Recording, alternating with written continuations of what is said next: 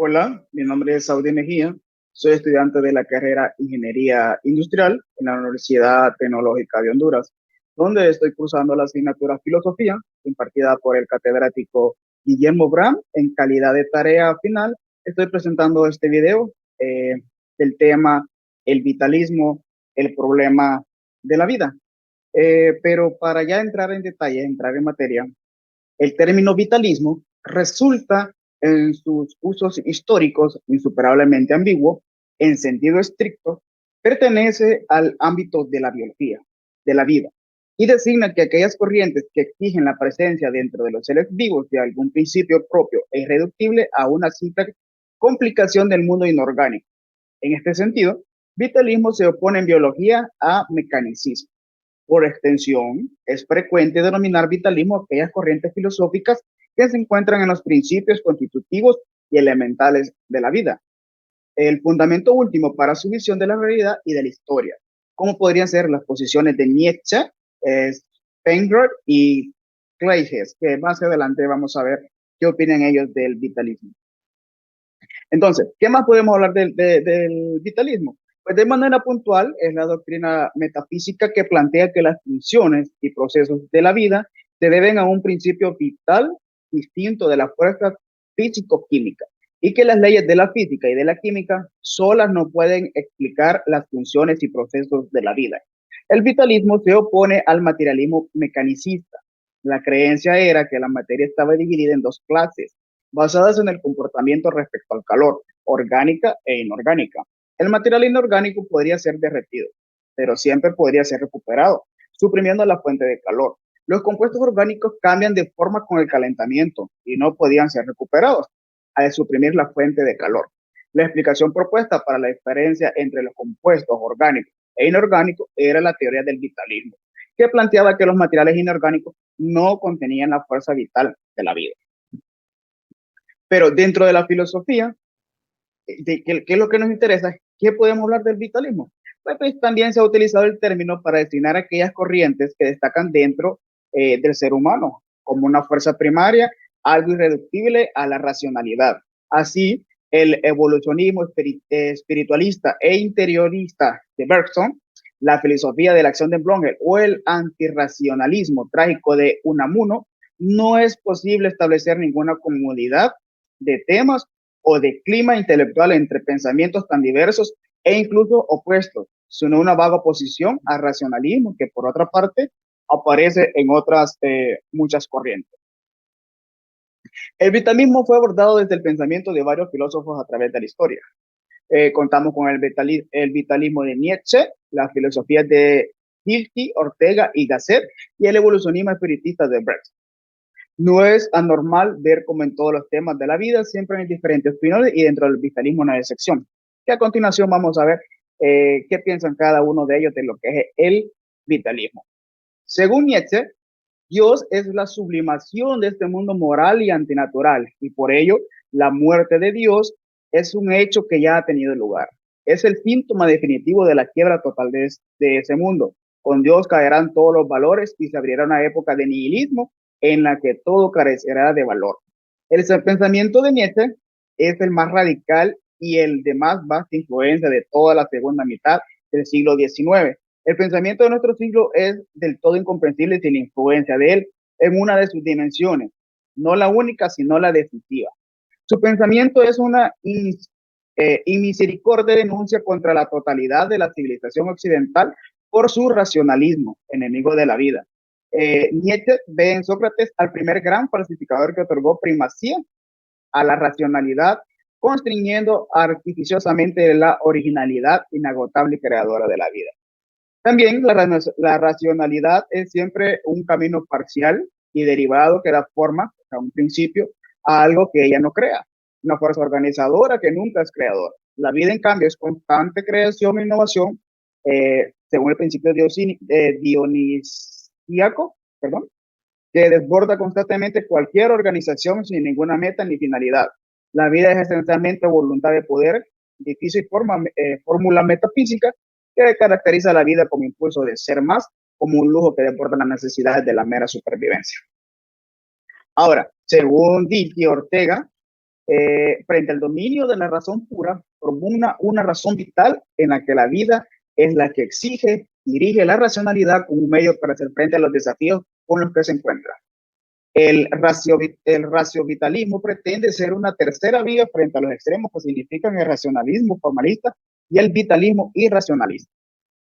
Muy distinta a la postura que mantienen las llamadas filosofías de la vida, en ellas no se trata de oponer la vida a la razón, sino de superar un concepto demasiado abstracto y formalista de la razón a fin de flexibilizarla y poder integrarla como una función de la vida humana.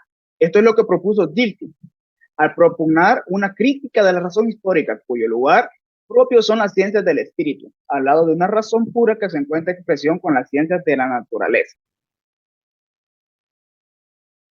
Esto no deja de tener semejanza con el objetivo de algunos fenomenólogos que, como Scheller, encuentran en cierto sentimiento la simpatía, el amor, la clave de los valores y de la vida personal.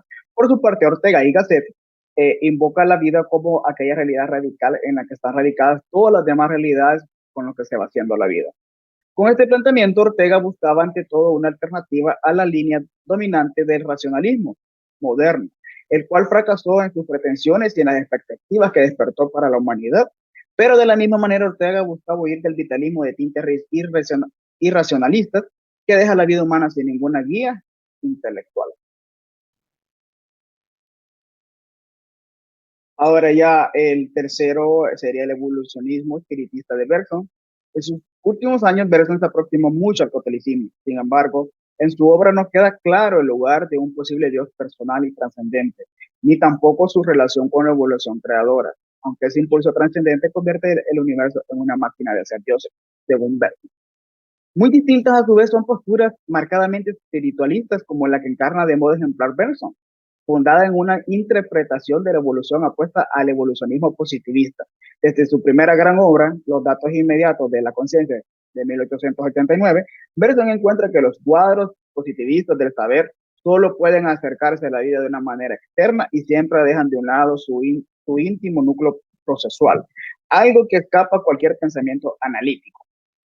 Desde su perspectiva, él afrontó los problemas de la moral y la religión en su tardía obra Los Cistenses de la moral y de la religión, de 1932. Las sociedades cerradas sobre sí mismas propician morales y religiones estáticas que son instrumentos de la cohesión social. En ellas, la normalidad moral se identifica con la presión social y la religión es resultado de una función fabuladora como defensa de la presión de la naturaleza. La moral y la religión estáticas con funciones de la inteligencia que terminan por revelarse impotentes con su propósito hasta oprimir al individuo. El principal difusor del vitalismo fue Xavier Bichat. Nació en Francia el 14 de noviembre de 1771, vivió solamente 30 años y falleció en París en el 22 de julio de 1802. Comenzó sus estudios de medicina en Lyon bajo la dirección de Anthony Petit. En el 1793 se mudó a París, donde reconoció sus capacidades, donde Joseph reconoció sus capacidades y desde entonces se convirtió en su protector. A la muerte de Saul, Bichat completó y publicó su obra. Según él, el vitalismo se caracterizaba por postular la existencia de una fuerza o un impulso vital sin el cual la vida no podría ser argumentada. Para retomar las ideas del médico y químico alemán, George, sus miembros creían que el alma era el principio vital que controlaba el desarrollo orgánico. De ahí la cuestión de considerar a la medicina como un saber humano. Sin este principio de vida no tenía sentido estudiar el plano biológico. El principio vital o del alma imponía límites al estudio de la materia cuyos procesos orgánicos resultaban difíciles de intervenir o conocer a cabalidad por los médicos. En paralelo, se enfrentaban a la postura del médico Hoffman, quien consideraba el cuerpo como una máquina y a la vida como un proceso mecánico. Estas teorías opuestas de los vitalistas y a los mecanicistas tuvieron una injerencia fundamental en la medicina del siglo XVIII.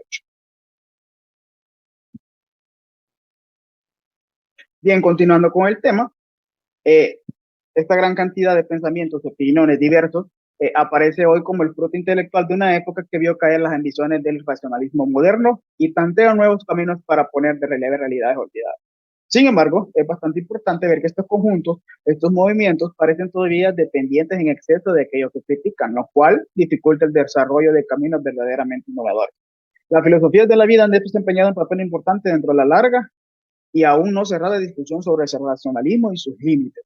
En el fragor de esa polémica, no siempre pudieron evitar la caída en tenebrosas posturas irracionalistas o el peligro de un radical historicismo, que termina por disolver la conciencia del mundo intelectual en este sentido. Sobre ella se cernió la constante sospecha de relativismo e incluso de modernismo, aunque la mayoría de las veces se trataba de una posición antirracionalista, por el cual aportaron varios argumentos. Las filosofías de la vida han colocado en el primer plano del pensamiento temas decisivos para el pensamiento contemporáneo, como la historicidad, la temporalidad o el sentido. Sin embargo, esos temas han sido retomados luego por corrientes con dirección distinta, más desligadas del racionalismo moderno y con mejores recursos intelectuales.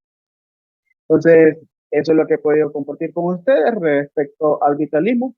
Espero que haya sido de su agrado. Muchas gracias por su atención.